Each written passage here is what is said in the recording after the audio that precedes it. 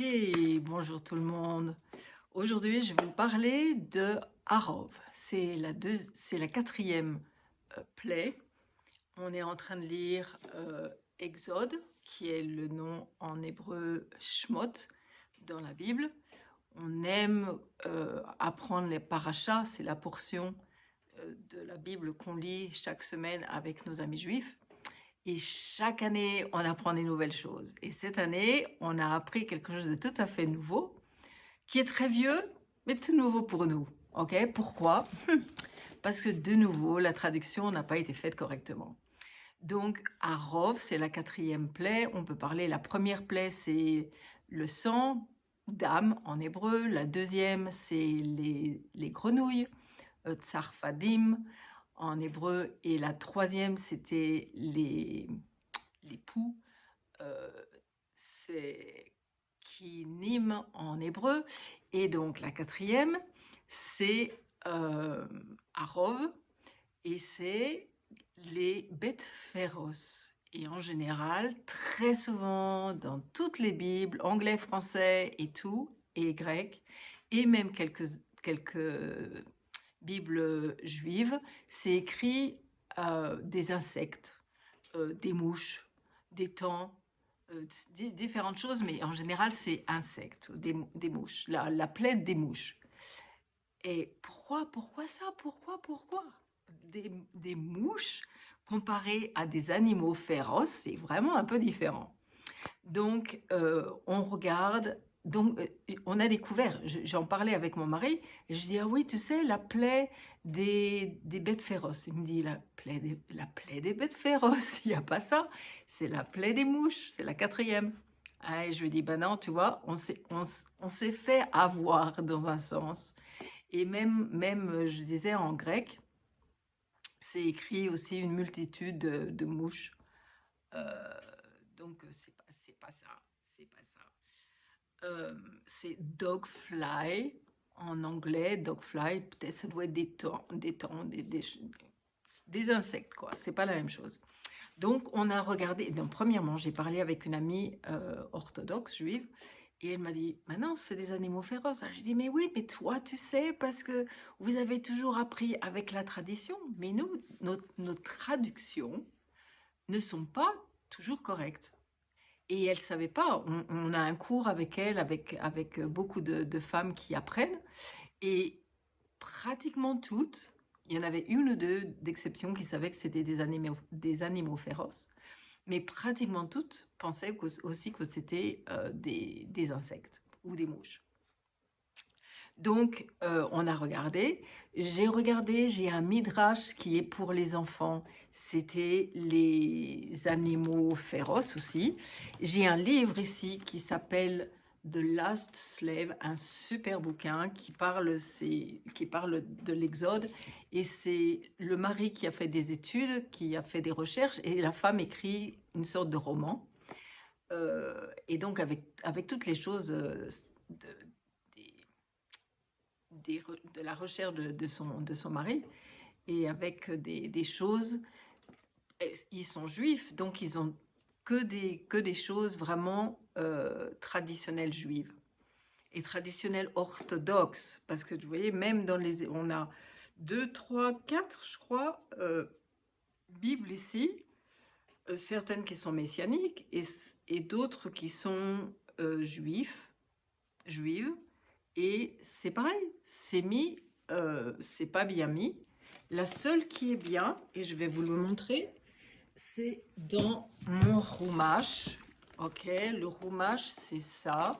C'est les 4 livres, non, pardon, les 5 livres de Moïse.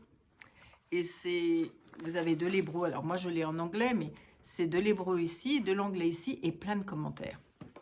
Et là, ici, c'est bien écrit des animaux féroces.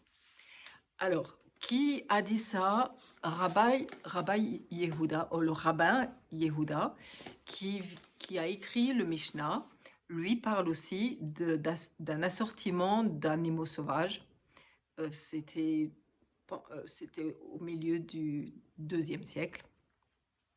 Alors, C'est intéressant de voir, est-ce que c'est écrit à Rov quelque part d'autre? Oui, c'est écrit à Rov quelque part d'autre. C'est écrit dans le psaume 105, verset 31, mais il n'y a rien de spécial écrit de plus où on peut apprendre.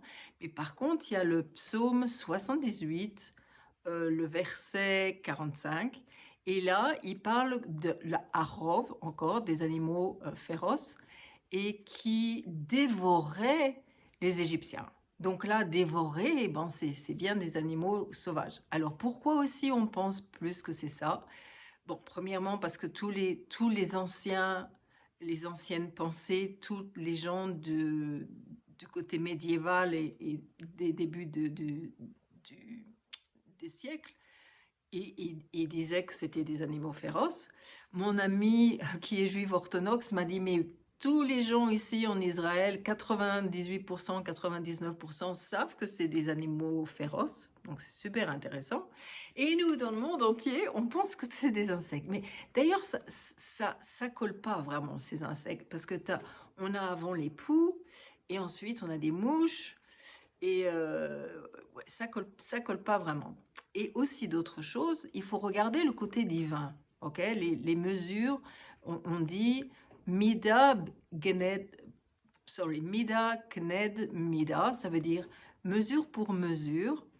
On voit comment les Égyptiens étaient avec les, les esclaves hébreux. Et une des choses qu'ils faisaient, c'était de demander à leurs esclaves hébreux d'aller chercher des animaux féroces. Et c'était comme tu sais, dans les arènes et des choses comme ça. Ben, bien sûr, il n'y avait pas d'arène à ce moment-là. Mais ils prenaient des animaux féroces, des lions, des crocodiles, des ours, et euh, ils faisaient comme un jeu avec les esclaves hébreux. Et bien sûr, ils étaient amputés, ils étaient à moitié dévorés, enfin, horrible, terrible.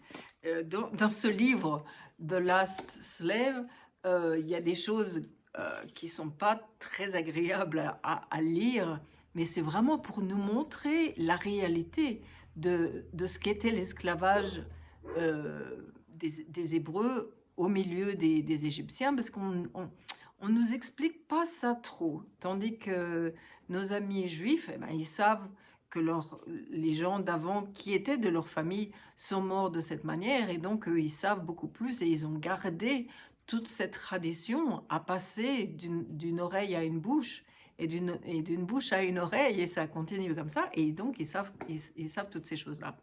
Et donc j'ai trouvé ça super intéressant de découvrir ça cette année. On a lu, on l'a lu, mais il y a tellement, on l'a lu plusieurs fois, mais il y a tellement de choses différentes que ça prend du temps de le digérer vraiment. Et donc voilà, je voulais partager ça avec vous. La chose qui est la mieux et qui est de plus en plus importante, c'est de voir, d'apprendre la Bible avec nos amis juifs, à la lire en anglais ou avec des très bonnes traductions. Et pour ça, bon, je vous dis, le Chumash de l'édition Stone, je pense que c'est aussi en français, c'est très très bien. Et j'ai aussi un autre livre qui parle des parachas en français, et c'est super bien, j'apprends plein de choses. Et on a besoin de ça, ça nous fortifie dans notre foi. Vous savez bien, le passage dans Sophonie 3, 9, où c'est dit que Dieu allait nous redonner une langue pure, et qu'on allait l'adorer, et qu'on allait être un avec lui. Et tout ça, c'est avec la langue hébraïque. Je pense que dans le royaume messianique, on gardera les différentes langages, parce que différentes langues, parce qu'on est de différents pays, et Dieu aime la différence, Dieu aime nos différentes cultures. Mais pour étudier la Bible, la Torah, Torah ça veut dire l'enseignement, ok, de Dieu, c'est son enseignement. Et donc, ça sera en hébreu, parce que c'est une langue extraordinaire qui a différents niveaux, et donc très souvent on découvre aussi différentes choses à différents niveaux, et on aura l'éternité pour apprendre toutes ces choses-là, mais on est en train de commencer, et c'est merveilleux de pouvoir faire ça. Voilà, je voulais partager avec ça. Salut, salut!